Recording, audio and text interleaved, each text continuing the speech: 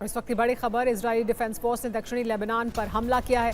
Hezbollah के हथियार भंडार पर इजरायल ने अटैक किया, ये इजरायल द्वारा दावा किया गया है। 2 इजरायली सैनिकों की मौत के बाद ये हमला किया गया है। दोनों सैनिक दक्षिणी लेबनान के माजदाल में विस्फोट की चपेट में आए थे। 4 अन्य इजरायली सैनिक भी गंभीर रूप से घायल हुए थे। जून में हुए युद्ध विराम के बाद पहली बार इजरायल के सैनिकों की यहाँ मौत हुई है।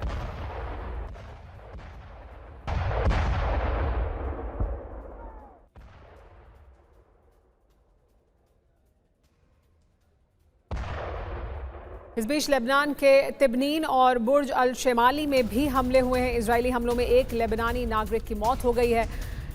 लगातार अब हमले कर रहा है इजरायल। इजरायल ने अलग अलग इलाकों में हमले किए हैं। लेबनान में एक लेबनानी नागरिक की मौत हुई है। इसके अलावा 2 इजरायली सैनिक मारे गए हैं, जिसके बाद इजरायल ने ये जवाबी हमला किया है। इसके अलावा लेबनान के तायरे शहर पर भी हवाई हमले हुए हैं। हवाई हमले में एक घर तबाह हो गया है। इजरायल द्वारा किए गए हमले में लेबनान के स्वास्थ्य मंत्रालय ने इसका दावा किया है।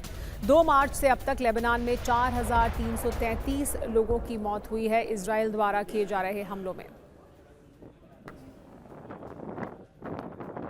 एक और बड़ी खबर, हमलों के बीच लेबनान और इजरायल में वार्ता भी जारी है। अमेरिका की मध्यस्थता में युद्ध विराम वार्ता हो रही है। दोनों देशों के बीच 7वें दौर की ये वार्ता है।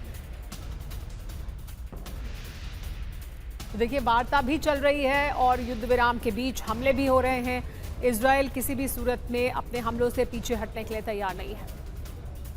नेतन्याहू ने कहा है कि डोनाल्ड ट्रंप इजरायल के सबसे बड़े दोस्त हैं, लेकिन इजरायल के अस्तित्व पर कोई समझौता नहीं होगा। समझौता हो या ना हो, इजरायल अपने भविष्य की सुरक्षा के लिए जो जरूरी होगा वो कदम उठाएगा। गाजा में जारी नए हमलों के बीच ईरान के राष्ट्रपति मसूद पेजेश्कियान ने हमास के राजनीतिक ब्यूरो प्रमुख खलील अल हैया से फोन पर बात की। पेजेश्कियान ने साफ कर दिया है कि हमास को तेहरान का पूरा समर्थन है। उधर तुर्की के विदेश मंत्री हाकान फिदान ने इजरायल पर शांति वार्ता को ढोंग की तरह इस्तेमाल करने का आरोप लगाया है।